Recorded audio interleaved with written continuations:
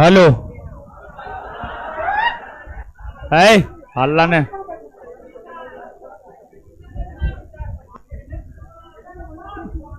चलिए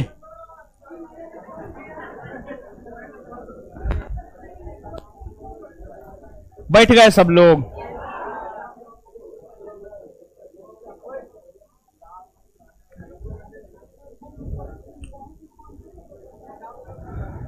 आज शिक्षक दिवस है ना।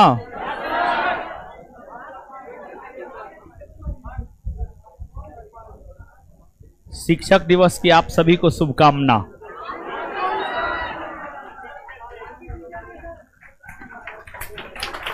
चलिए बैठने दीजिए ना, हो बैठाइए बैठाइए, थोड़ा आगे पीछे हो जाइए। उस पर कैसे बैठिएगा छोगो, उस पर नहीं बैठ पाइएगा छोगो। पीछे हो जाइए, उसके पीछे हो जाइए, दिक्कत ना हो रहा होगा,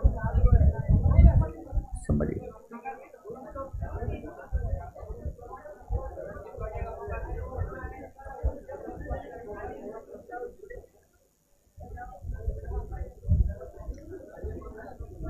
सबको धन्यवाद और आशीर्वाद कि आप लोग पढ़िए।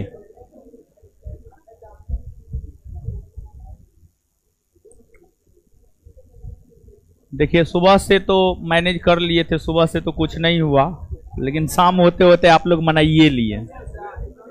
हम इसी वजह से जो है टीचर्स डे को बंद रखते हैं क्लास, लेकिन पिछला सप्ताह काफी ज्यादा बंद रहा था रक्षाबंधन की वजह से, इसी वजह से जो है क्लास बंद नहीं रखे। तो बिहार पुलिस का क्वेश्चन बैंक कब मिलेगा, है कब मिलेगा?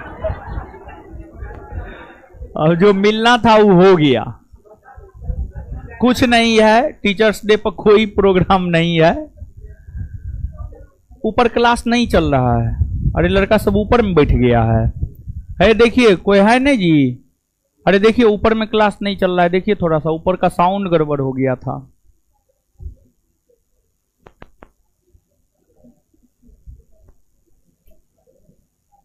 अरे देखिए आप लोग देखते ना जी भट,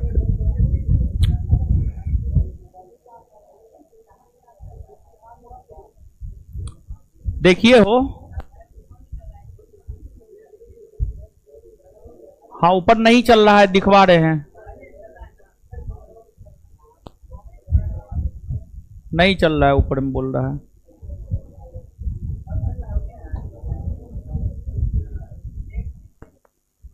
चल रहा है, चल रहा है ऊपर में, सबसे ऊपर में चल रहा है, सबसे ऊपर में ठीक है जी, ठीक कर दिया है, सबसे ऊपर में ठीक कर दिया है।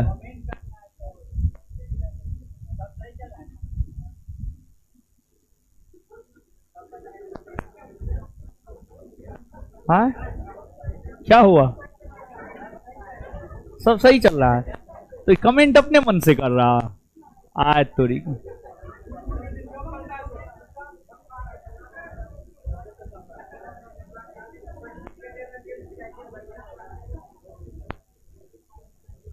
अब बुक कहाँ, अब तो जो बुक वितरित करने वाला था वो सब खत्म हो गया, ठीक है। अब बुक खत्म हो गया तो अब कहां से देंगे, क्या हुआ, बुक खत्म हो गया।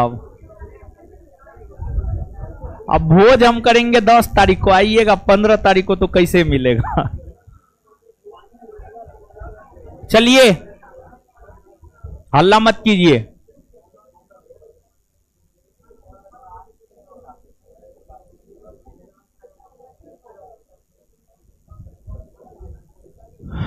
कोई प्रोग्राम नहीं है, पढ़ना है। देखिए अरे मैनेज कीजिए ना, आगे पीछे हो जाइए, एगो पीछे हो जाइए, कोई एगो पीछे हो जाइए, हीरो पीछे हो जाइए, पैसे भी पौवा भर के हैं।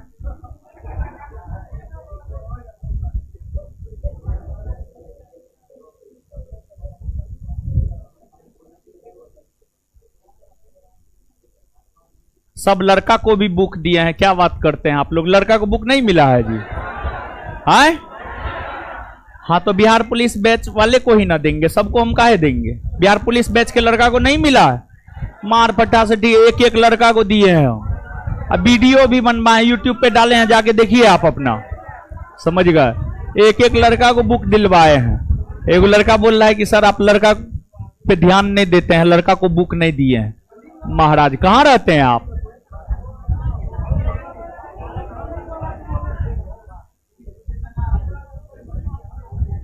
चलिए देखिए, आपको जो है पढ़ा रहे थे क्या, आपको ये पढ़ा रहे थे उद्योग पढ़ा रहे थे। उद्योग लगभग खत्म हो गया है। हम देख रहे थे मैक्सिमम जो है ना, मैक्सिमम केस में जो प्रश्न पूछा जाता है शुरुआती जो दो, लो इस्पात उद्योग, एल्युमिनियम उद्योग, बाद बाकी उद्योग की भी चर्चा हम आपके साथ किए हैं। उद्योग लगभग आपका खत्म हो चुका है। बाद बाकी जो क्वेश्चन भी करवा रहे हैं, तो जो बचा खुचा होगा उसको क्वेश्चन में देख लेंगे। अब भारत के भूगोल का ऐसे 2-3 चैप्टर बाकी होगा, लेकिन अंतिम महत्वपूर्ण चैप्टर है। उसके बाद के चैप्टर का बहुत ज्यादा महत्व नहीं है। अंतिम महत्वपूर्ण, हाँ वही 3-4 चैप्टर जो भी बाकी होगा। क्या क्या बाकी है? भारत की जनसंख्या, जनजाति, शास्त्र नृत्य,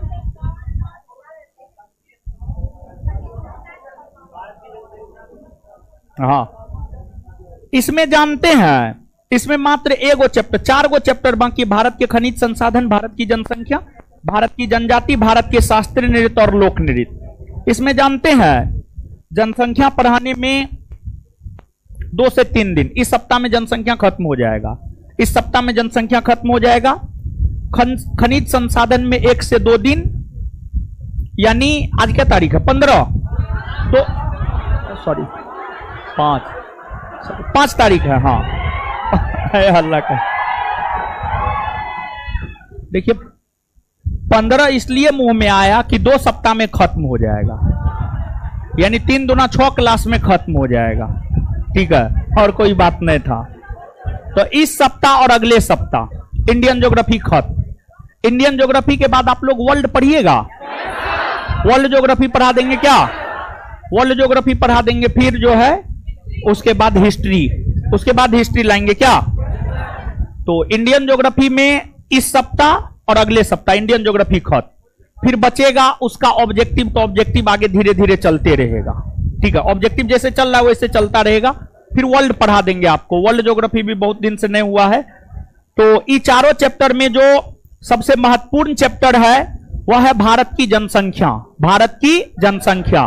तो एक बात जान लीजिए कि आपका जो भारत का भूगोल खत्म होने वाला है, 6 क्लास और लगेगा। 6 क्लास गिन करके 6 क्लास, और 6 क्लास से ज्यादा होगा तो 7 क्लास, लेकिन 7 से 8 नहीं हो सकता है। 7 से 8 नहीं होगा, मतलब 15 दिन में आपका खत्म हो जाएगा। और आप प्रयास ये कीजिए कि 15 दिन में पूरे इंडियन ज्योग्राफी को एक बार हम रिवाइज कर ले।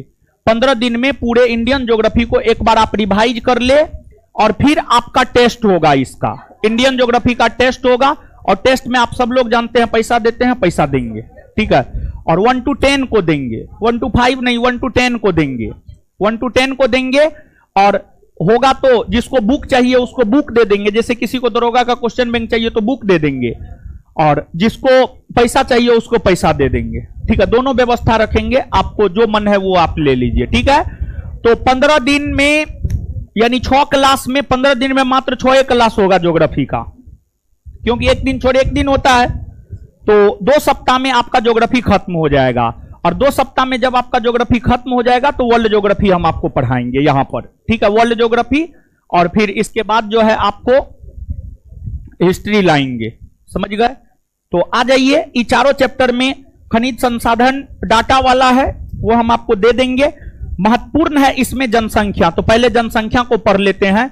और ज्योग्राफी सब लोग शुरू से पढ़े हैं ना जी? कितने लोग पूरा ज्योग्राफी पढ़े? हाथ खड़ा कीजिए तो। हाँ, मैक्सिमम लोग। चलिए ठीक है, बहुत बढ़िया। तो जो है ज्योग्राफी पूरा रिवाइज कर लीजिए 15 दिन में, और 15 दिन के बाद खत्म होते होते टेस्ट हो जाएगा। 15 दिन के बाद खत्म होते होते आपका ज्योग्राफी का टेस्ट हो जाएगा। ठीक है, रिवीजन करने के लिए टाइम नहीं देंगे, तो आप जो है अब 15 दिन जो बाकी है उसमें जो है रिवीजन कीजिए चैप्टर 1 और 2, 3 और 4, 5 और 6 ऐसे कर करके हम आपको रिवीजन के लिए होमवर्क भी दे देते हैं। तो ऐसा करते हैं कि जब हम अगले क्लास में आएंगे ना तो हम अगले क्लास में जो है आपसे चैप्टर नंबर सिर्फ 1 पूछेंगे। चैप्टर नंबर 1 थोड़ा बड़ा है, चैप्टर नंबर 1 पूछेंगे हम, ठीक है? करके आइएगा, पक्का ना? चलिए ठीक है।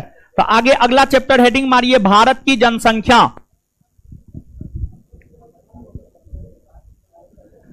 वर्ल्ड ज्योग्राफी में अप्रोक्सीमेट आपको कितना क्लास होगा? 2-3 टॉपिक तो पढ़ाई भी है। वर्ल्ड में हम आपको समय लेंगे 30 क्लास लेंगे, 30 से 35 क्लास वर्ल्ड में लेंगे, 30 से 35 क्लास, ठीक है? 30 क्लास, 30 से 35 क्लास वर्ल्ड में लेंगे, ठीक है? 30 से 35 क्लास, ठीक है?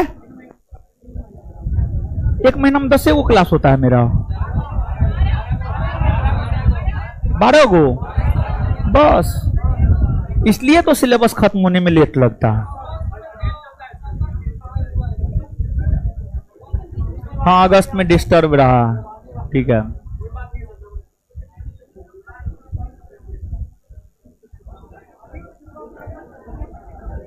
चलिए लिखिए तो भारत की जनसंख्या, भारत की जनसंख्या ज्योग्राफी का यही लास्ट इंपोर्टेंट चैप्टर है, इसके अलावा कुछ नहीं है। ये खत्म चैप्टर, ज्योग्राफी खत्म, आप मान के चलिए, ठीक है? आवाज ही नहीं आ रही है, कहां आवाज नहीं जा रही है? हैं? हेलो हेलो हेलो हेलो, कहां? ऑनलाइन आप कर रहे हैं, ऑफलाइन कर रहे हैं? ऑफलाइन भी, ऑनलाइन भी लड़का बहुत ऑफलाइन आकर के करता है। भारत की वनस्पति नहीं हुआ? भारत की वनस्पति तो पढ़ाए हैं ना, हो गया। थोड़ा बहुत बोले थे बताएंगे, लेकिन छोड़ दिए थे, कुछ कारण हुआ था। तो क्वेश्चन आंसर जब करवाएंगे ना तो उसमें सम्मिलित कर देंगे, ठीक है? उसमें सम्मिलित कर लेंगे। और स्लो मोशन में वीडियो चल रहा है, कहां क्या दिक्कत है जी? है भाई, तो ठीक है, झूठ फालतू का डिस्टर्ब मत कीजिए आप लोग।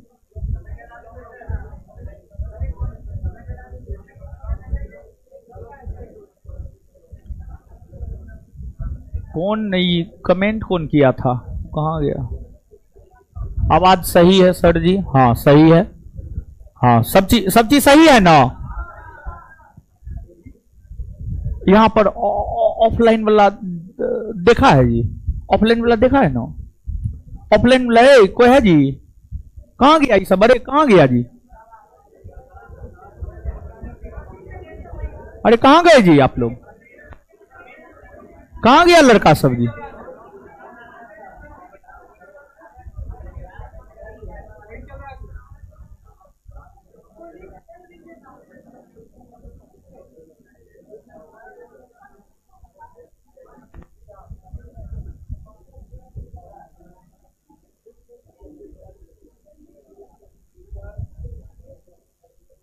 सब चीज सही है? अरे ऊपर जा करके देखिए ना, फोन क्या लगा रहे हैं? ऊपर देख करके आया है? सब चीज सही है? अरे झूठ मूठ का बताइए, फालतू का।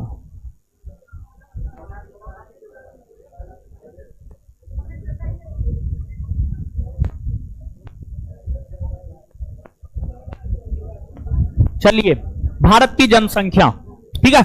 आ जाइए, समझिएगा।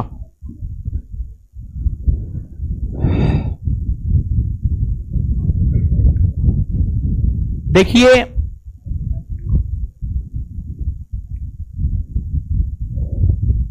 भारत की जनसंख्या, अरे पढ़ लीजिए ना पहले, उसके बाद कीजिएगा ना। पहले पढ़ लीजिए उसके बाद कीजिएगा, ठीक है? भारत की जनसंख्या, भारत की जनसंख्या लिखे हैं, हाँ ठीक है। देखिए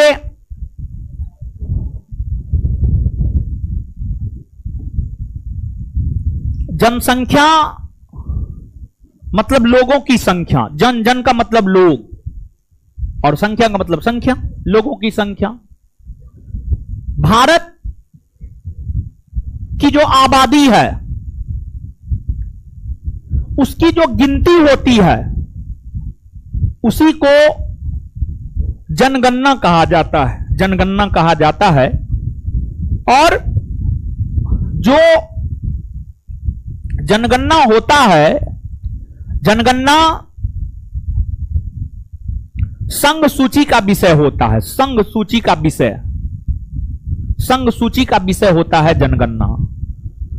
और जनगणना संघ सूची का विषय होता है, इसलिए जनगणना संघ सूची का विषय होता है, इसलिए जनगणना का आयोजन या जनगणना करवाने का काम केंद्र की सरकार करती है। जनगणना करवाने का काम केंद्र की सरकार करती है, केंद्र सरकार जनगणना करवाती है। बात अगर भारत में जनगणना की जाए तो भारत में पहली बार जनगणना 1872 ईस्वी में लॉर्ड मेयो भारतीय वायसराय हुआ करते थे उस समय। लॉर्ड मेयो के काल में पहली बार भारत में जनगणना आयोजित किया गया। 1872 में जो जनगणना आयोजित हुआ उसमें भारत की 100% जनसंख्या, भारत की 100% जनसंख्या का जनगणना नहीं किया जा सका था। इसके बाद लॉर्ड रिपन के समय, भारतीय वायसराय लॉर्ड रिपन के समय 1881 ईस्वी में दूसरी बार जनगणना हुई और उसमें भारत की लगभग 100% जनसंख्या का जनगणना किया गया। और 1881 ईस्वी में ही यह फिक्स कर दिया गया कि प्रत्येक 10 वर्ष के अंतराल पर भारत में जनगणना करवाया जाएगा। और 1881 से लेकर 2011 ईस्वी तक प्रत्येक 10 वर्ष के अंतराल पर जनगणना का आयोजन हुआ। लेकिन 2011 के बाद 2021 में जनगणना होना चाहिए, उसकी रिपोर्ट प्रकाशित होनी चाहिए। लेकिन 2021 में जनगणना नहीं हुआ और उसकी रिपोर्ट अभी तक प्रकाशित नहीं हुई है। इसके कई कारण हैं। इसके जो कई कारण हैं उन कारणों में एक कारण है कोविड एक कारण है। हो ही जाएगा, ऐसा नहीं है कि नहीं होगा, होगा, लेट सेट होगा, लेकिन होगा जरूर। और जनगणना का आयोजन जो प्रत्येक 10 वर्ष के अंतराल पर होता है, इस व्यवस्था की शुरुआत करने वाला विश्व का पहला देश बना है अमेरिका।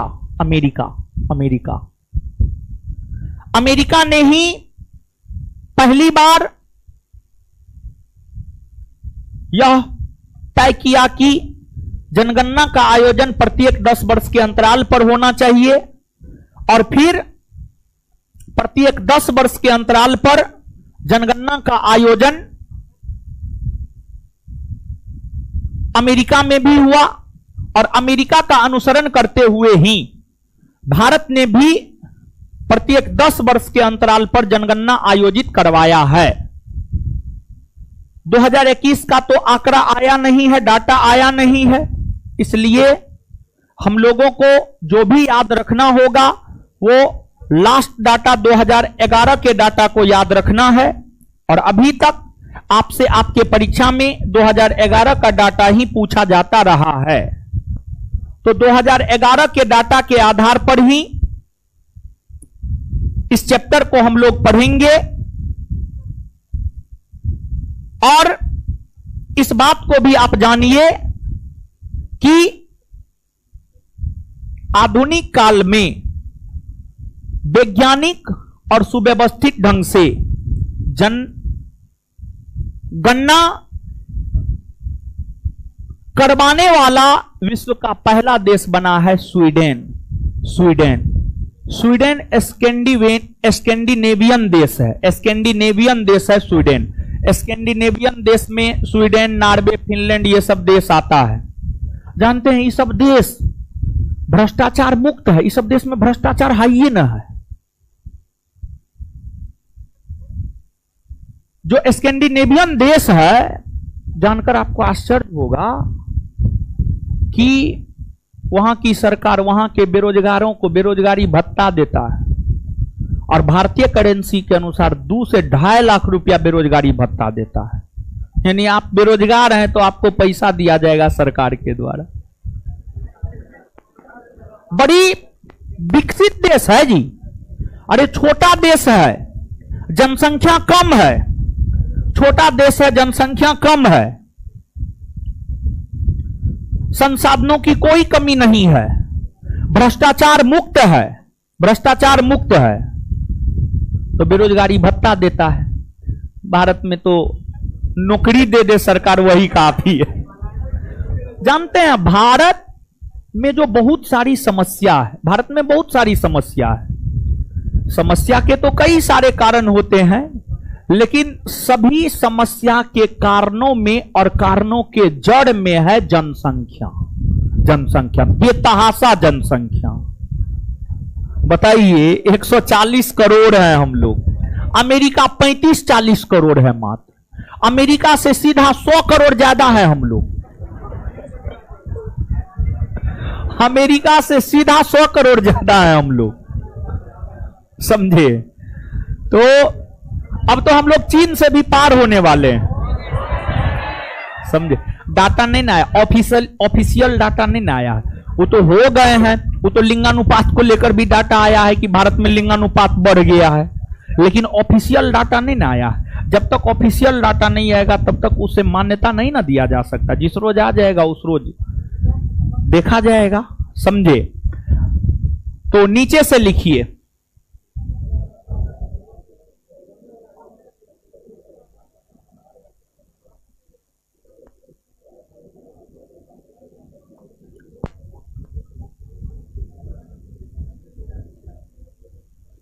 देश के भीतर आबादी की गणना करना ही, देश के भीतर आबादी की गणना करना ही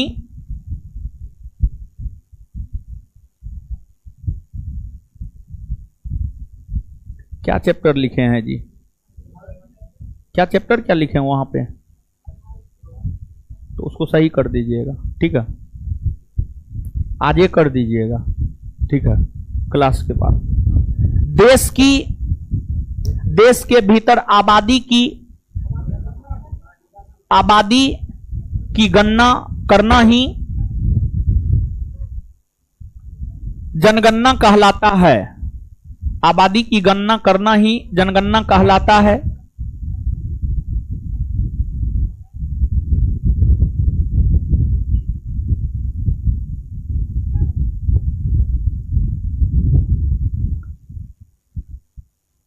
जनगणना जनगणना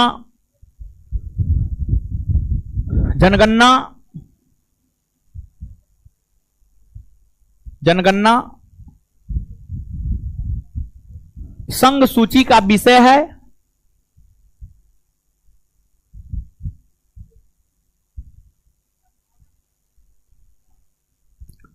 जनगणना संघ सूची का विषय है,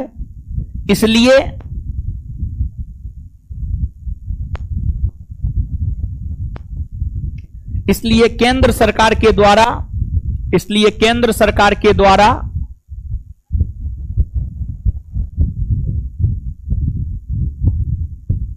जनगणना कराया जाता है।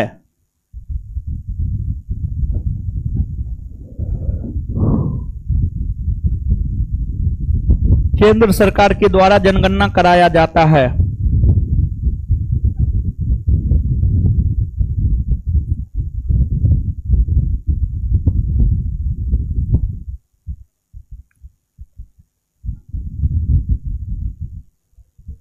आगे लिखिएगा स्टार मार्क के अगला पॉइंट। आधुनिक काल में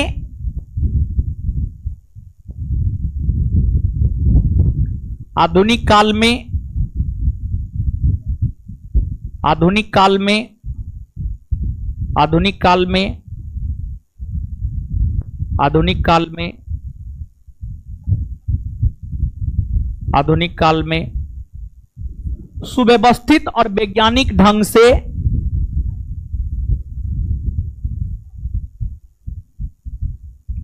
आधुनिक काल में सुव्यवस्थित और वैज्ञानिक ढंग से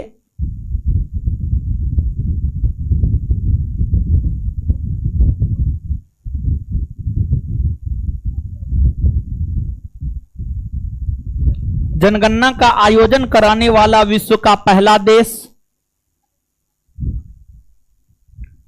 जनगणना का आयोजन कराने वाला विश्व का पहला देश, जनगणना का आयोजन कराने वाला विश्व का पहला देश,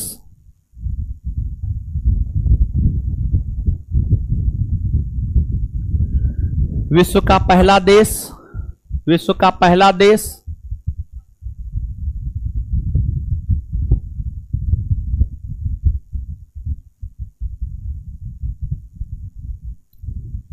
स्वीडन, स्वीडन, स्वीडन बोर्ड पे लिखा हो, स्वीडन बना जो 1749 ईस्वी में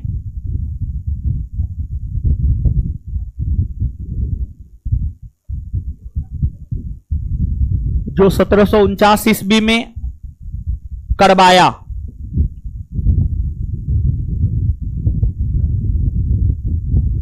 अगला पॉइंट, हाँ स्टार मार्क के अगला पॉइंट, अगला पॉइंट,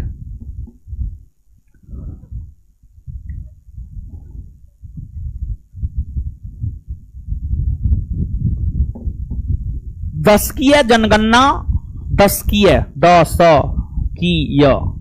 दशकीय जनगणना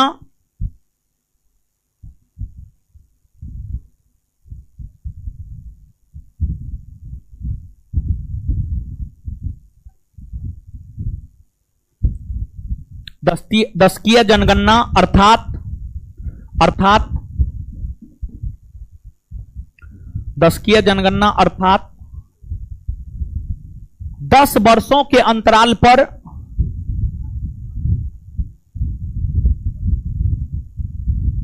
दशकीय जनगणना अर्थात 10 वर्षों के अंतराल पर जनगणना का आयोजन करने वाला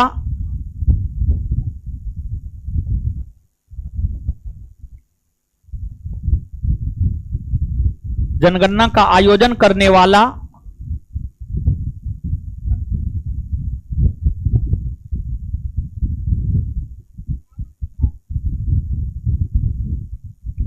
विश्व का पहला देश अमेरिका बना, विश्व का पहला देश अमेरिका बना,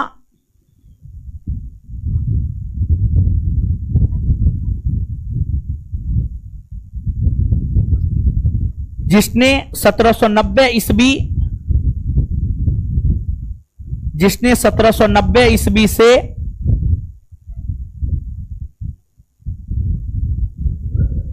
जिसने 1790 ईस्वी से दशकीय जनगणना जिसने 1790 ईस्वी से दशकीय जनगणना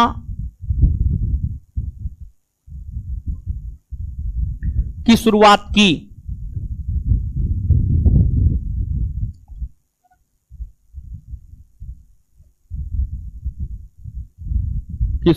की। Full stop.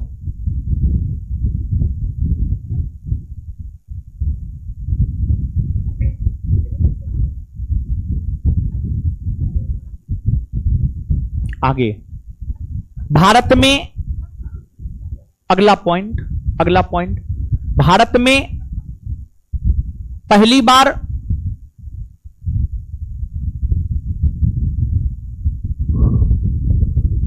भारत में पहली बार जनगणना, भारत में पहली बार जनगणना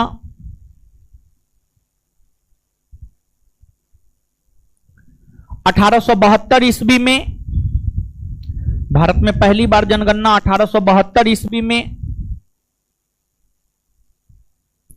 भारत में पहली बार जनगणना 1872 ईस्वी में लॉर्ड मेयो के समय,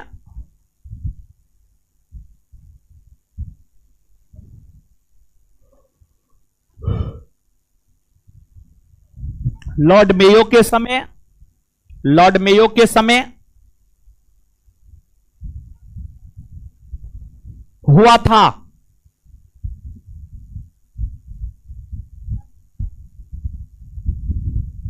अगला पॉइंट, भारत में नियमित रूप से जनगणना की शुरुआत, अगला पॉइंट, भारत में नियमित रूप से जनगणना की शुरुआत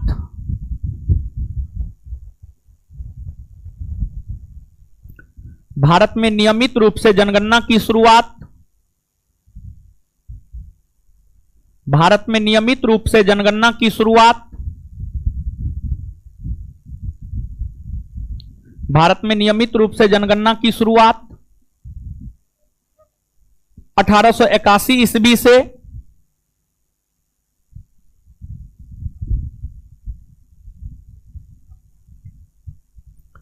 1881 ईस्वी से लॉर्ड रिपन,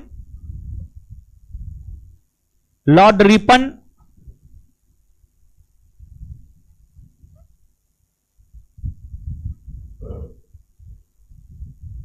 लॉर्ड रिपन के शासनकाल,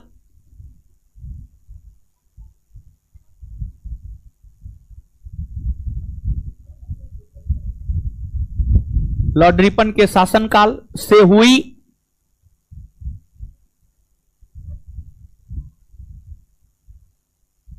मानी जाती है।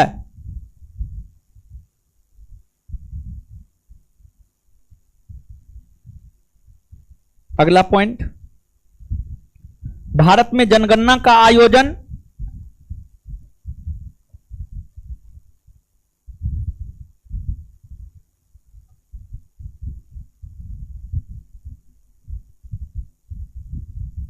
भारत में जनगणना का आयोजन प्रत्येक 10 वर्ष के अंतराल पर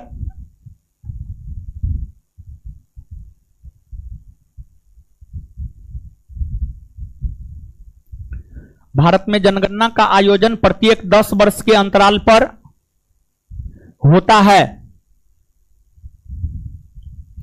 भारत में जनगणना का आयोजन प्रत्येक 10 वर्ष के अंतराल पर होता है। चलिए सुनिए, अब देखिए जो भी आंकड़ा देंगे वो 2011 के अनुसार हम देंगे। तो पहली बात इस बात को जान लेते हैं हम लोग, 2011 की जो जनगणना है भारत की क्रम संख्या से कैमी है और स्वतंत्र भारत की कैमी है। तो देखिए पहली बार जनगणना 1872 में हुआ, फिर 1881 में दूसरी बार हुआ, फिर तीसरी बार 1891 में हुआ, चौथी बार 1901 में हुआ, पांचवी बार 1911 में हुआ, छठी बार 1921 में हुआ, सातवीं बार 1931 में हुआ, आठवीं बार 1941 में हुआ, नवीं बार 1951 में हुआ, 10वीं बार 1961 में हुआ, 11वीं बार 1971 में हुआ, 12वीं बार 1981 में हुआ, 13वीं बार 1991 में हुआ, 14वीं बार 2001 में हुआ और 15वीं बार 2011 में हुआ। तो जो 2011 की जनगणना है यह क्रम संख्या से भारत की 15वीं जनगणना है और सारा आंकड़ा इसी का बताएंगे हम आपको आगे। वही अगर बात स्वतंत्र भारत की करे तो स्वतंत्र भारत में पहली बार जनगणना का आयोजन 1951 में हुआ था। 1951 में स्वतंत्र भारत में पहली बार जनगणना का आयोजन हुआ था। और 1951 में स्वतंत्र भारत में पहली बार, दूसरी बार 61, तीसरी बार 71, चौथी बार 81, पांचवी बार 91, छठी बार 2001, सातवीं बार 2011। यानी ओवरऑल अगर देखा जाए तो 2011 की जनगणना भारत की 15वीं जनगणना है, लेकिन अगर स्वतंत्र भारत की जनगणना के रूप में अगर देखा जाए तो स्वतंत्र भारत की यह 7वीं जनगणना है। स्वतंत्र भारत की यह 7वीं जनगणना है। तो नीचे से एक पॉइंट लिखिएगा, स्वतंत्र भारत में पहली बार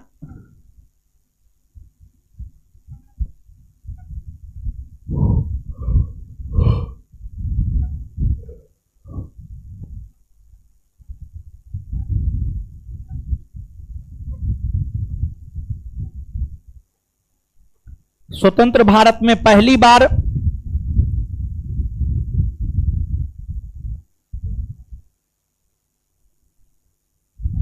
स्वतंत्र भारत में पहली बार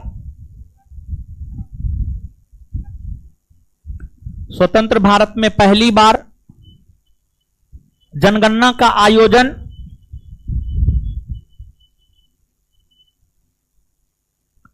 स्वतंत्र भारत में पहली बार जनगणना का आयोजन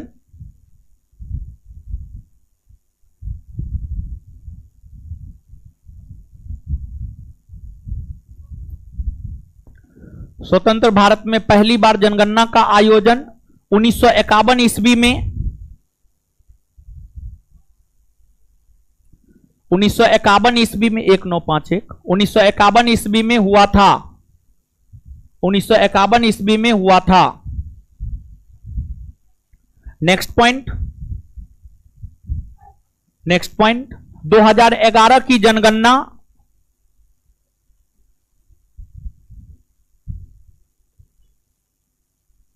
2011 की जनगणना 2011 की जनगणना 2011 की जनगणना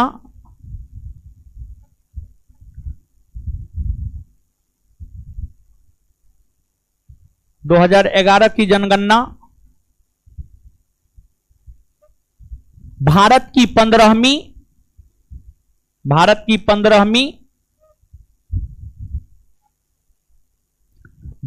15वीं और स्वतंत्र भारत की 7वीं जनगणना है।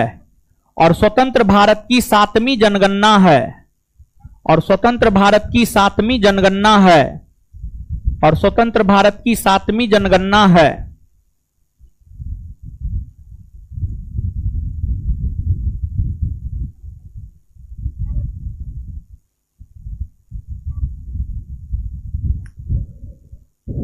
देखिए अब जो है यहां पर हम लोगों को कुछ शब्द को समझना है। जैसे एक लिंगानुपात होता है, क्या होता है ये? एक होता है आपको साक्षरता दर, क्या होता है ये? एक होता है जनसंख्या घनत्व, क्या होता है ये?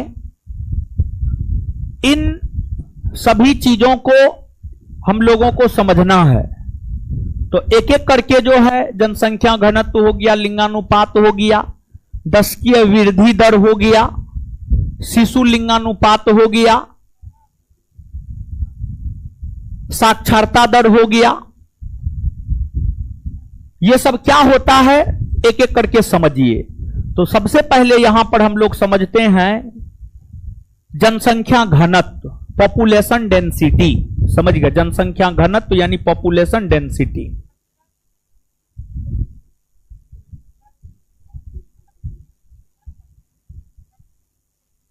लेकिन पॉपुलेशन डेंसिटी से पहले एक बात आप समझिएगा। आपको जनगणना के इतिहास में एक वर्ष है, वर्ष 1921 का वर्ष। जनगणना के इतिहास में जो वर्ष 1921 का वर्ष है, इसे जनगणना के इतिहास में महान विभाजक वर्ष माना जाता है। जनगणना के इतिहास में इसे महान विभाजक वर्ष माना जाता है। जनगणना के इतिहास में 1921 ईस्वी को महान विभाजक वर्ष इसलिए माना जाता है क्योंकि सामान्य तौर पर हमेशा जनसंख्या में वृद्धि देखने को मिला है। जैसे 1881 में जितनी जनसंख्या है उससे ज्यादा 91 में, फिर 1891 में जितना है उससे ज्यादा 1901 में, 1901 में जितना उससे ज्यादा 1911 में। लेकिन जो 1911 से 1921 का कालखंड है, इसमें यह देखा गया कि जनसंख्या में कमी दर्ज की गई है। और 1921 ईस्वी को इसलिए जनगणना के इतिहास में महान विभाजक वर्ष माना जाता है क्योंकि ये जो कालखंड है, इस कालखंड में जनसंख्या में कमी दर्ज की गई है, जनसंख्या में कमी देखने को मिली है। समझ गए? तो नीचे से लिखिएगा, जनगणना के इतिहास में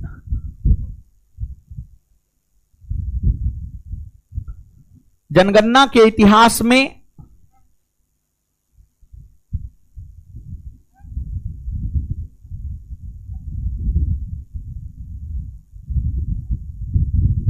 जनगणना के इतिहास में 1921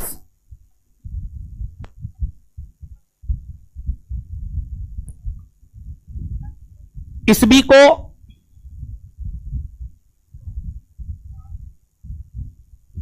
महान विभाजक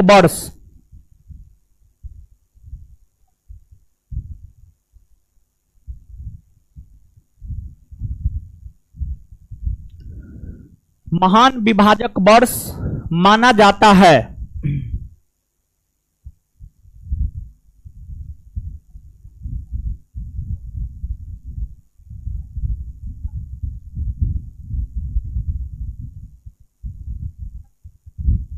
माना जाता है, फुल स्टॉप।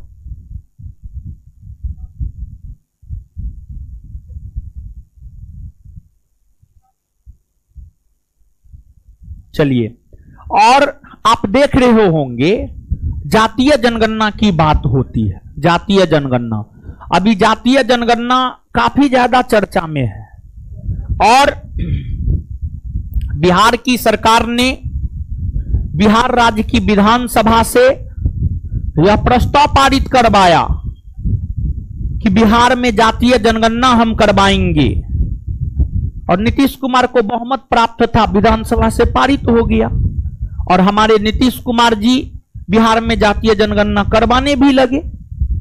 और फिर इसे बिहार में जो नीतीश सरकार के द्वारा जातीय जनगणना करवाया जाने लगा, इसे पटना हाईकोर्ट में चुनौती दिया गया और पटना हाईकोर्ट ने हाल के निर्णय में कहा है कि जातीय जनगणना राज्य सरकार करवा सकती है।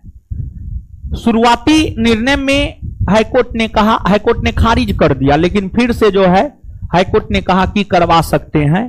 तो अब बिहार में नीतीश सरकार अगर चाहे तो जातीय जनगणना करवा करके प्रकाशित कर सकती है, क्योंकि न्यायालय में इस बात को चुनौती दिया गया था, न्यायालय ने इसे स्वीकृति दे दिया है। तो जातीय जनगणना हुआ है और पहली बार जातीय जनगणना वर्ष 1931 ईस्वी में हुआ था।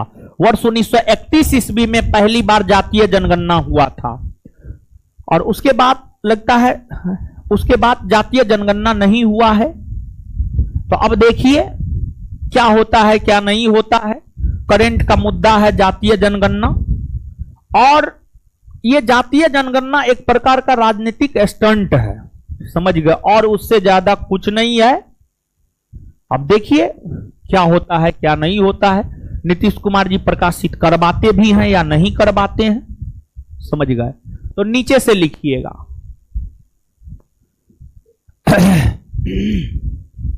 भारत में पहली बार जातीय जनगणना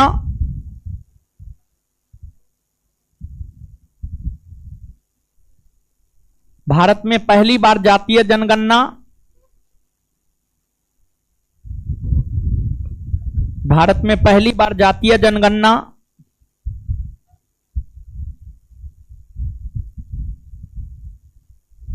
भारत में पहली बार जातीय जनगणना वर्ष 1931 ईस्वी में आयोजित हुआ था।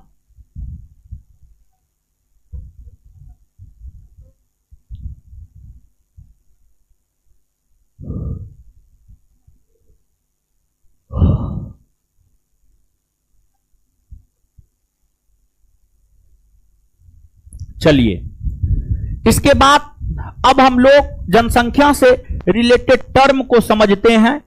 पहला हेडिंग मारिएगा जनसंख्या घनत्व। जनसंख्या घनत्व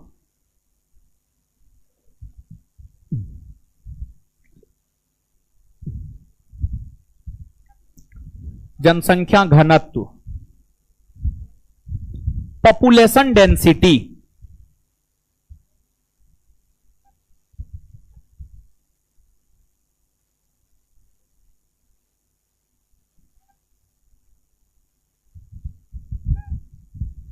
जनसंख्या घनत्व पॉपुलेशन डेंसिटी क्या होता है, इसको समझना है। सीधा जानिए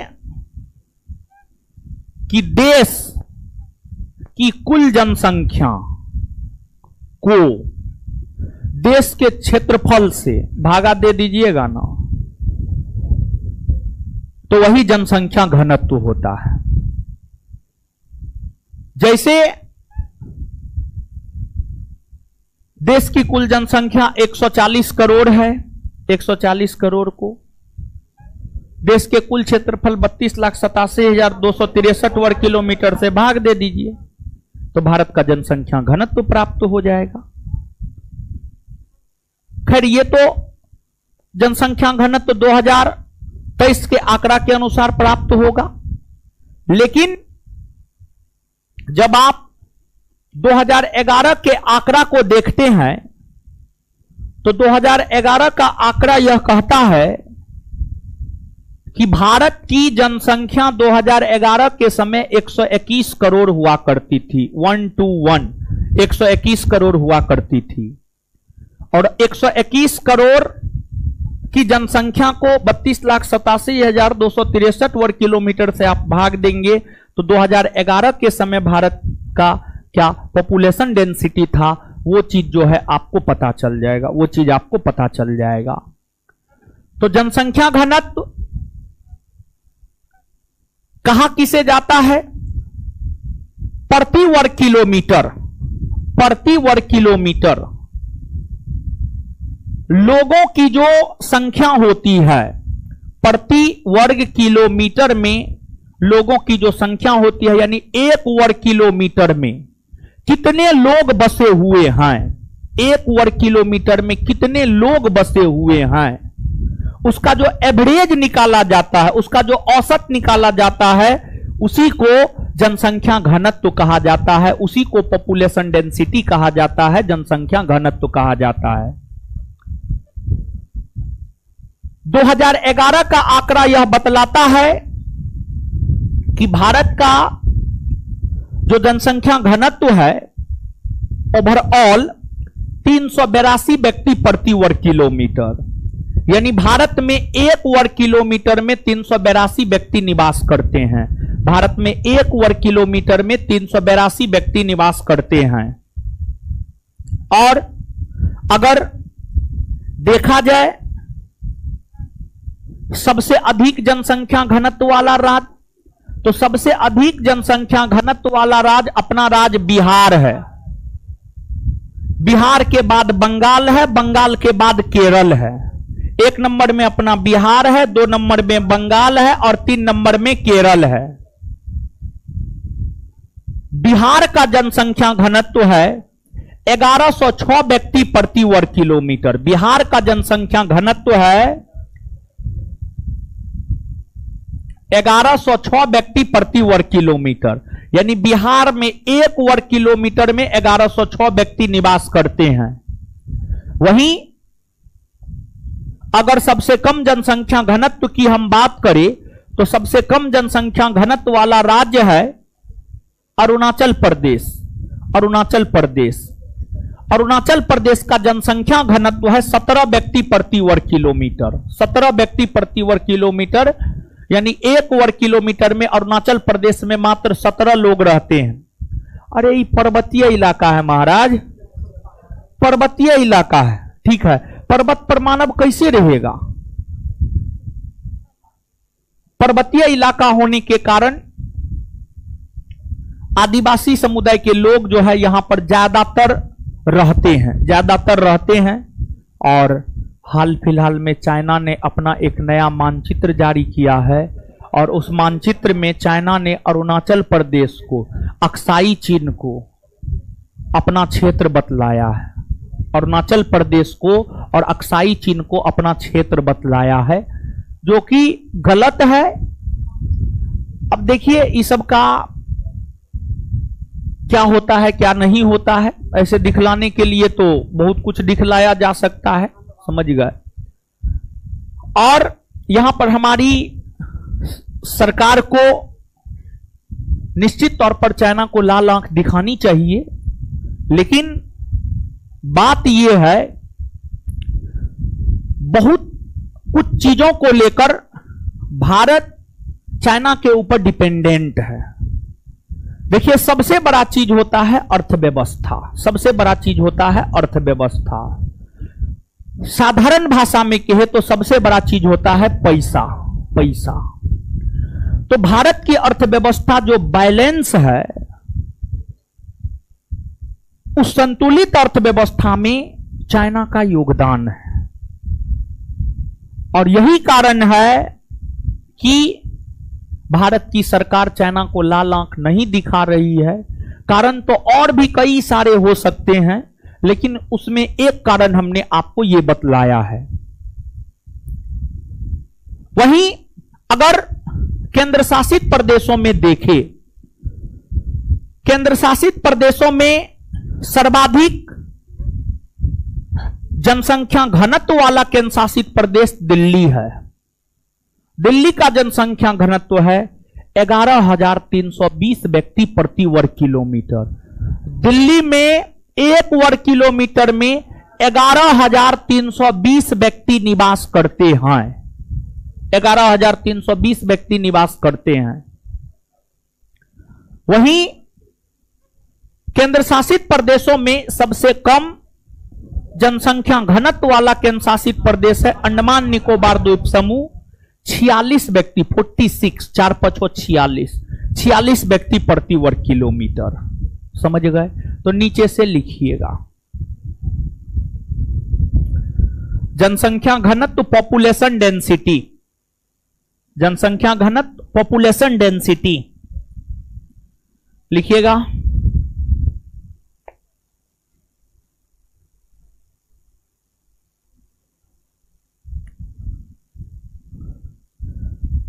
जब देश की कुल जनसंख्या को देश की कुल जनसंख्या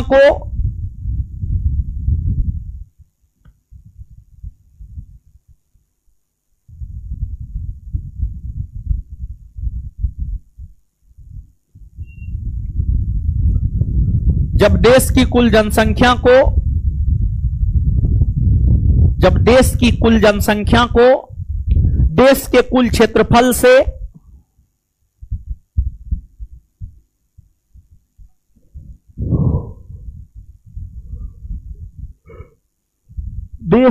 क्षेत्रफल से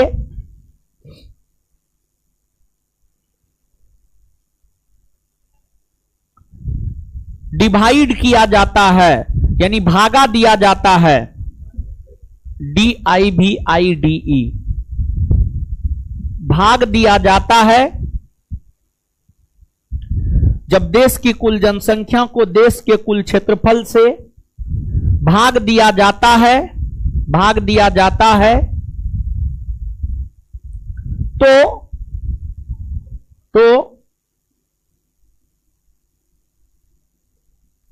जनसंख्या घनत्व प्राप्त होता है।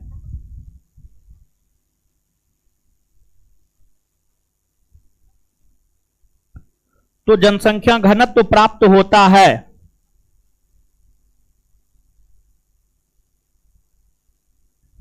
तो जनसंख्या घनत्व प्राप्त होता है। Full stop. Full stop.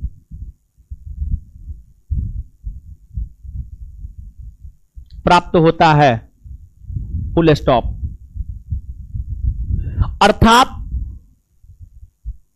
अर्थात प्रति वर्ग किलोमीटर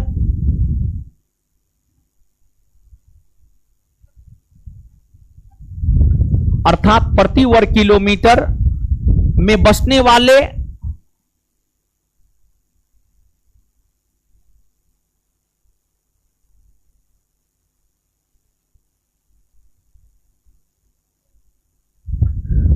प्रति वर्ग किलोमीटर में बसने वाले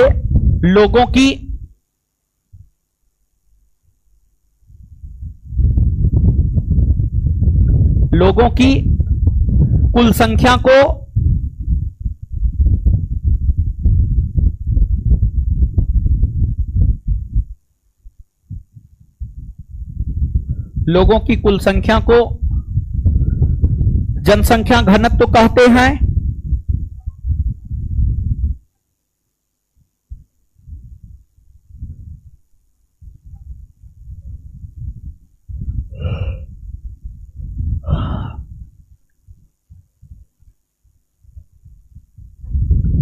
आगे लिखिएगा स्टार मार के। 2011 के जनगणना के अनुसार 2011 के जनगणना के अनुसार 2011 के जनगणना के अनुसार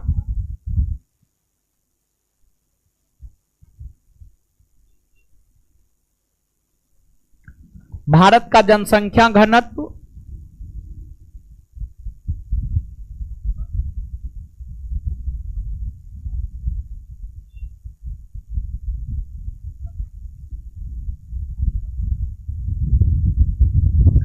382 व्यक्ति प्रति वर्ग किलोमीटर है।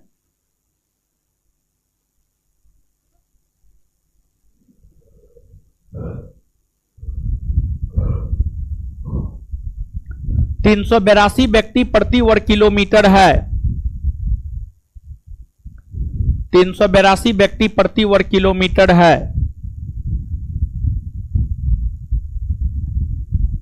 आगे लिखिएगा।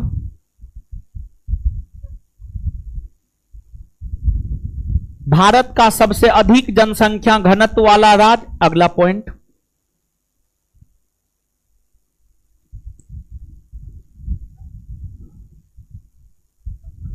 भारत का सबसे अधिक जनसंख्या घनत्व वाला राज्य बिहार है।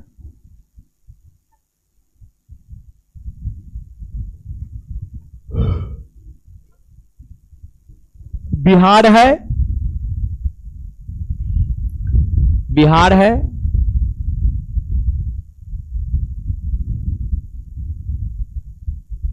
जहां 1106 व्यक्ति प्रति वर्ग किलोमीटर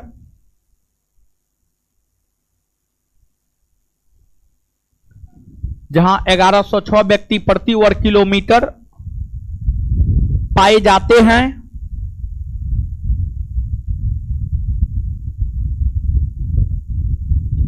जहां 1106 व्यक्ति प्रति वर्ग किलोमीटर पाए जाते हैं, वहीं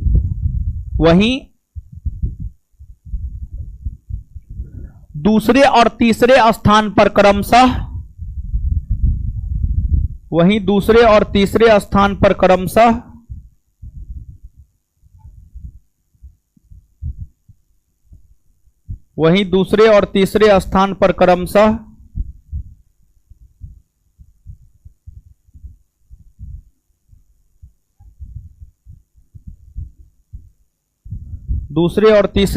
पर क्रमशः पश्चिम बंगाल और केरल है।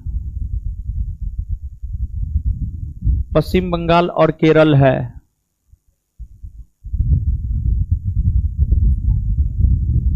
अगला पॉइंट, भारत में सबसे कम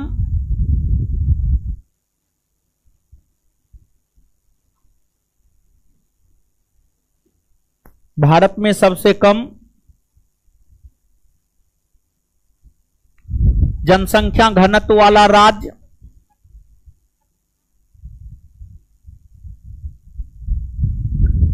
अरुणाचल प्रदेश है।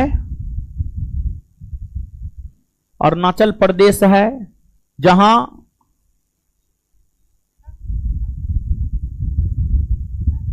17 व्यक्ति प्रति वर्ग किलोमीटर, जहां 17 व्यक्ति प्रति वर्ग किलोमीटर में पाए जाते हैं।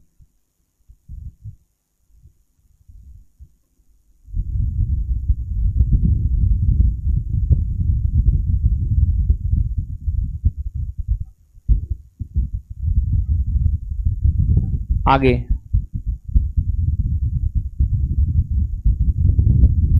अगला पॉइंट, भारत में सबसे अधिक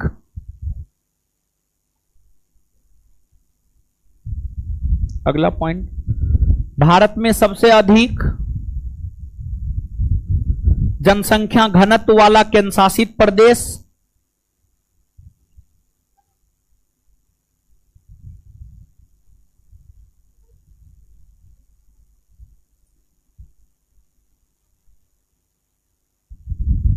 भारत में सबसे अधिक जनसंख्या घनत्व वाला केंद्र शासित प्रदेश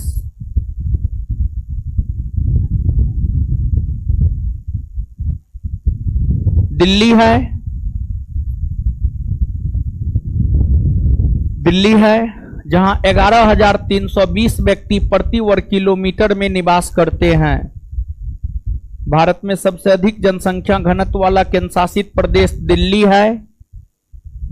भारत में सबसे अधिक जनसंख्या घनत्व वाला केंद्र शासित प्रदेश दिल्ली है, जहां 11,320 व्यक्ति प्रति वर्ग किलोमीटर में पाए जाते हैं। जहां 11,320 व्यक्ति प्रति वर्ग किलोमीटर में पाए जाते हैं। जहां 11,320 व्यक्ति प्रति वर्ग किलोमीटर में पाए जाते हैं। वहीं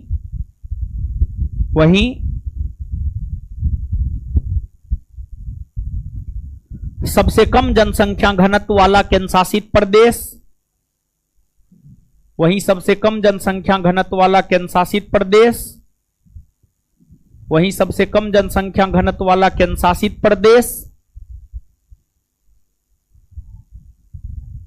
केंद्र शासित प्रदेश अंडमान निकोबार द्वीप समूह है।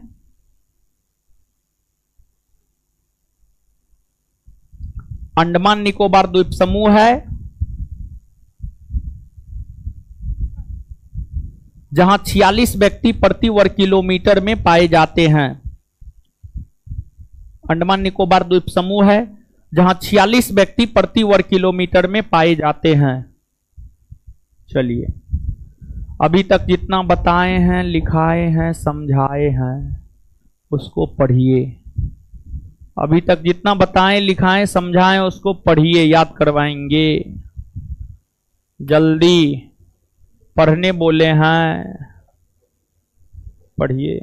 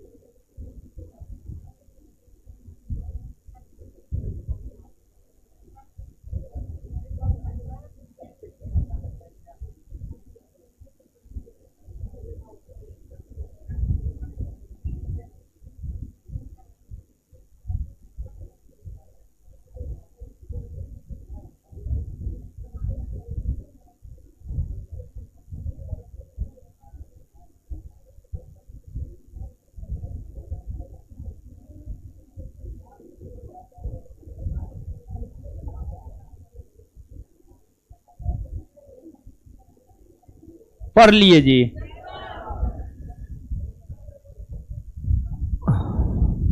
आइए तो जनगणना कौन सूची का विषय? जनगणना का आयोजन कौन करवाता? आए? केंद्र सरकार। जनगणना का आयोजन कौन करवाता है? आगे बताइएगा। सुव्यवस्थित और वैज्ञानिक ढंग से जनगणना कराने वाला विश्व का पहला देश? पहला देश 10वीं जनगणना यानी 10 वर्षों पर जनगणना की शुरुआत कौन देश में हुई? कौन देश में हुई है? भारत में कितने वर्ष के अंतराल पर जनगणना? कितने वर्ष के अंतराल पर? 10 वर्ष में। भारत में पहली बार जनगणना कब हुआ? 1800। भारत में पहली बार जनगणना कब हुआ? 1800। किसके समय में? किसके समय में? भारत में नियमित रूप से जनगणना की शुरुआत कब से हुई? 1881। भारत में नियमित रूप से जनगणना की शुरुआत कब से हुई? 1800। भारत में नियमित रूप से जनगणना की शुरुआत कब से हुई? 1881 से हुई है। इसके बाद 2011 की जनगणना भारत की कैमी जनगणना? 15वीं कैमी। 2011 की जनगणना भारत की कैमी जनगणना। स्वतंत्र भारत में पहली बार जनगणना कब हुआ? स्वतंत्र भारत में पहली बार जनगणना कब हुआ? 1951 में हुआ है। ठीक है, 1951 में हुआ है। आगे बताइएगा कि जो आपको किस वर्ष को महान विभाजक वर्ष का? किस वर्ष को महान विभाजक? पहली बार जातीय जनगणना कब हुई है? पहली बार जातीय जनगणना 1931 में हुई है। इसके बाद देश के प्रति वर्ग किलोमीटर में लोगों की संख्या क्या कहलाती? जनसंख्या घनत्व तो कैसे निकाला जाता है? देश की कुल जनसंख्या को देश के कुल क्षेत्रफल से भाग दे दिया जाता है। देश की कुल जनसंख्या को देश के कुल क्षेत्रफल से भाग दे दिया जाता है। 2011 के जनगणना के अनुसार भारत का जनसंख्या घनत्व कितना है? 382 व्यक्ति। 2011 के जनगणना के अनुसार भारत का जनसंख्या घनत्व कितना है? 382 व्यक्ति प्रति वर्ग किलो। सबसे अधिक जनसंख्या घनत्व वाला राज्य? सबसे अधिक जनसंख्या घनत्व कितना? उसके बाद पश्चिम बंगाल में 1028 व्यक्ति प्रति वर्ग किलोमीटर और केरल में जो है 860 व्यक्ति प्रति वर्ग किलोमीटर। उतना ज्यादा महत्वपूर्ण है नहीं, इसलिए हम लिखाए नहीं। तो जनसंख्या घनत्व में प्रथम स्थान पर कौन सा राज्य है? दूसरा स्थान पर? तीसरा स्थान पर? सबसे कम जनसंख्या घनत्व वाला राज्य? सबसे कम जनसंख्या घनत्व। सबसे अधिक जनसंख्या घनत्व वाला केंद्र शासित प्रदेश? सबसे अधिक जनसंख्या घनत्व वाला केंद्र शासित प्रदेश कौन है? दिल्ली। और सबसे कम जनसंख्या घनत्व कौन है? अंडमान निकोबार द्वीप समूह। चलिए ठीक है, आज के लिए इतना ही। इससे आगे हम लोग मिलेंगे अगले क्लास में। टीचर्स डे है आज, समझ गए? तो आप लोग जो है कुछ लाए हैं, लाइए, जो भी करना है जल्दी करवा दीजिए। है, हल्ला मत कीजिए। गुलाब का फूल दे रहे हैं हो।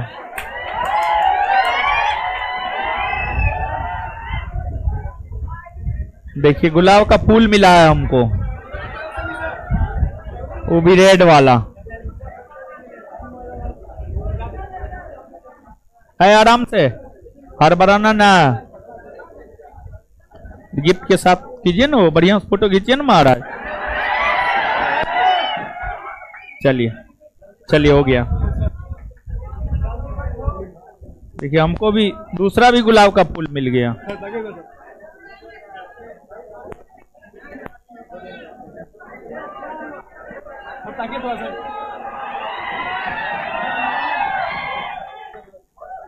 चलिए पहले फोटो में खिंचा लीजिए आप लोग। हाँ चलिए चलिए हम साइड हो जाते हैं। इस पे लगाइएगा हो है, हल्ला मत कीजिए हीरो सब।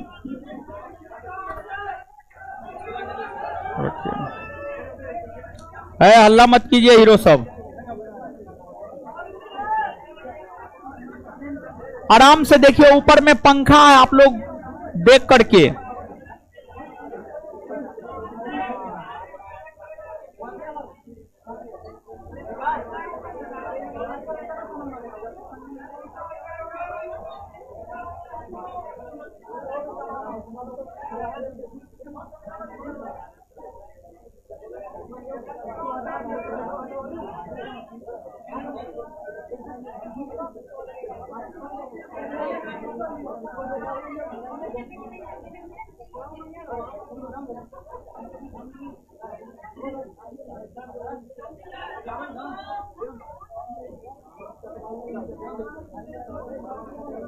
हल्ला मत कीजिए, आराम से आराम से। जो भी करना है आराम से कीजिए, हकबकाइए नहीं ज्यादा आप लोग।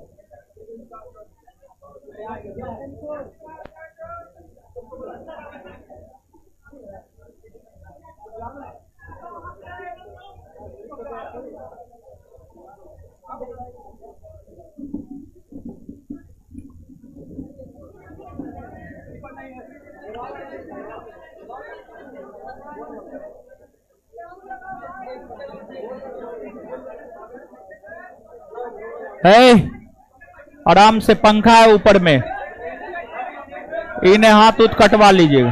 बैठ जाइए, जो खड़ा है बैठिए, जो खड़ा है बैठिए, जो खड़ा है बैठिए।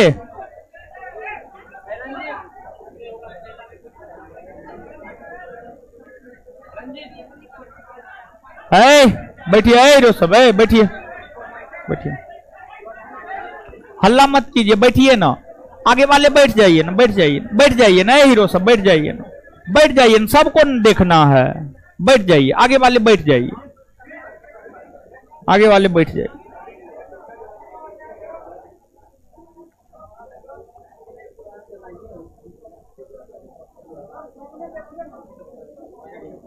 हो गया, कितना लगा रहे हैं?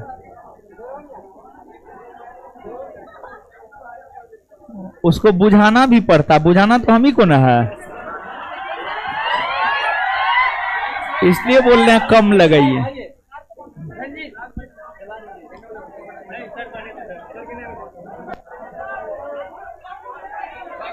आराम से आराम से आराम से आराम से आराम से। आगे वाले बैठिए ना, बैठिए ना, थोड़ा सा आप लोग साइड हो जाइए ना, थोड़ा सा साइड। आराम से हीरो सब, हे भगवान देखिए। हाँ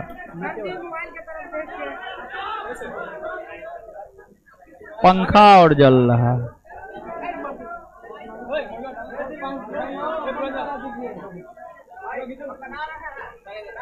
चलिए आराम से आराम से। तो हमसे तो भी नहीं करते है ना, जल जाएगा, रुकिए ना, रुकिए।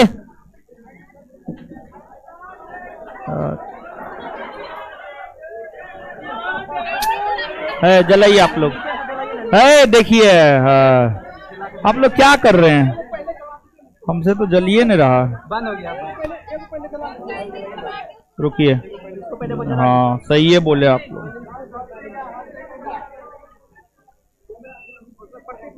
इसी से सब चला, इसी से सब चला।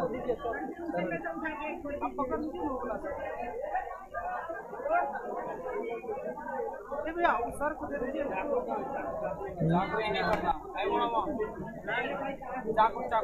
चाकू और में होगा, चाकू। आराम से आराम सर, चाकू अन्य होगा, चाकू।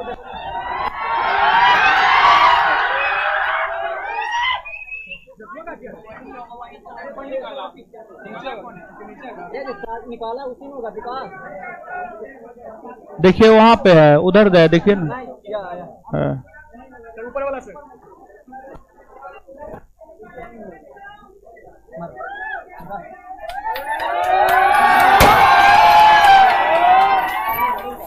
दीजिए चाकू दी।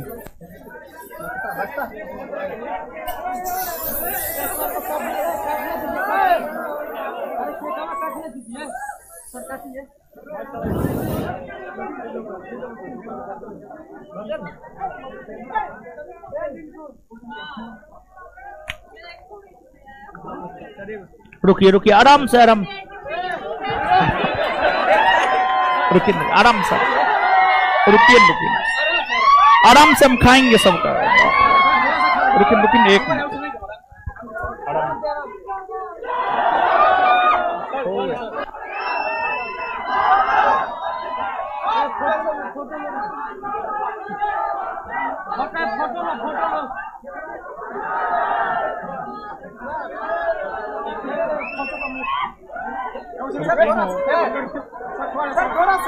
रुकिए तो।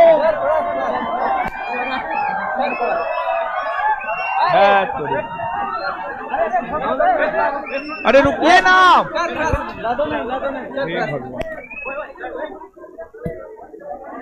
हो गया, हो गया, हो गया, हो गया, हो गया, हो गया, अब हो गया। आप लोग मुंह में लगा दिए, बट हो गया, हो गया। अब बताइए, आप लोग मुंह में लगा दिए।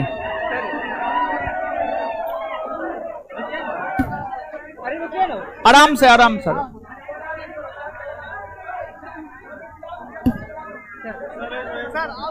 बाप रे,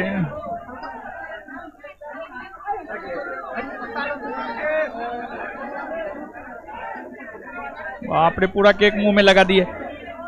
बाप रे, रुकिए ना, ये हो गया।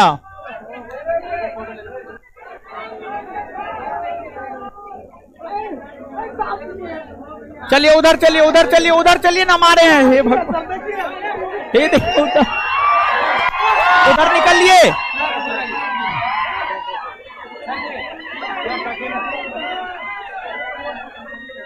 हो गया, उधर चलिए ना जी।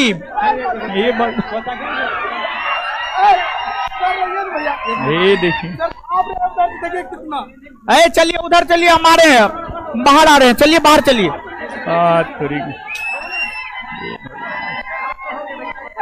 है लड़का सब, चलिए चलिए चलिए चलिए चलिए, उधर चलिए, उधर चलिए, उधर चलिए।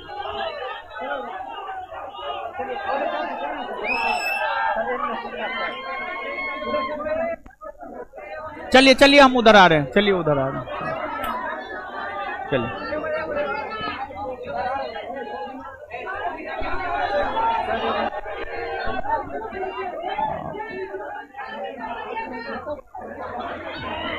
देखिए केक लगा दिया आइसम।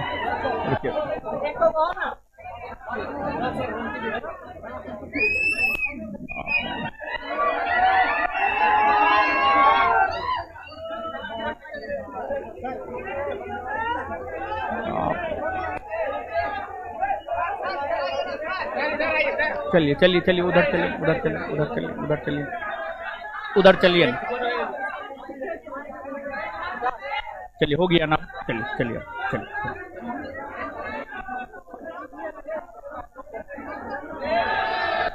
चलिए अब, चलिए चलिए, अब चलिए चलिए चलिए। बाप रे,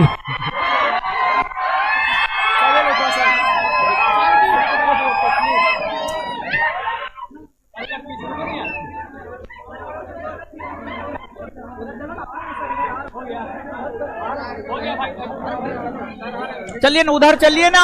बाप रे, हे भगवान, उधर चलिए, उधर चलिए, उधर चलिए, उधर चलिए, आराम से, आराम से, आराम। चलिए चलिए तो। बाप रे, वीडियो हो रहा। चलिए तो, चलिए, अब हो गया। चलिए चलिए, अब चलिए, चलिए तो, चलिए। क्या हो गया, हो गया। आप लोग के साथ बाद में खिंचा लेंगे फोटो। खुश रहिए, खुश रहिए, खुश रहिए, खुश रहिए, खुश रहिए सब लोग। पढ़िए लिखिए मन से, अब हमको जाने दीजिए। देखिए मुंह में लगा दिया आप लोग, ठीक लग रहा है। अच्छा सर, ठीक है सर, निकल जाइए सर, बहुत ठीक है, हट जाए भाई। मुंह में नहीं लगाना चाहिए आप लोग को। हाँ।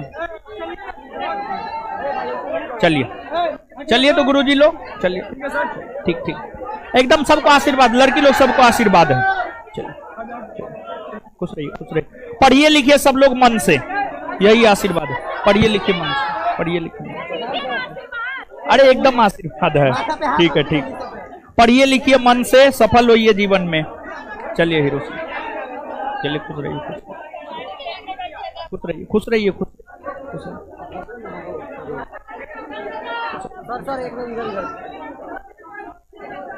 फिर कभी फोटो खिंचाएंगे ना, क्लासरूम में एक रोज फोटोए का सेशन रख देंगे, क्लासरूम। खुश रहिए,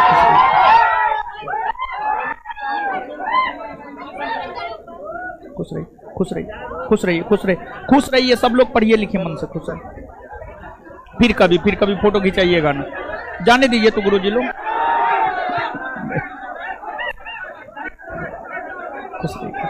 आराम से चलिए तो, चलिए हीरो सब, चलिए हीरो सब, एक रोज फोटो का सेशन रखेंगे, सबके साथ फोटो खिंचाएंगे। चलिए हाथ छोड़ दीजिए। अरे बाप रे, हो गया गुरुजी लोग, चलिए चलिए चलिए चलिए गुरुजी लोग, खुश रहिए, चलिए तो थोड़ा सा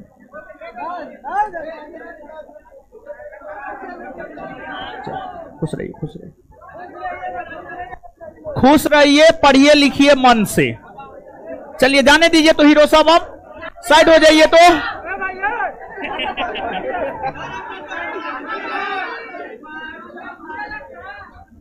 चलिए हीरो साहब,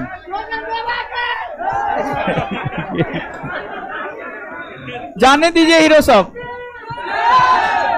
जाने दीजिए गुरुजी लोग। अब बाप, चलिए चलिए अब चलिए तो, चलिए चलिए चलिए, आगे चलिए, आगे चलिए ना।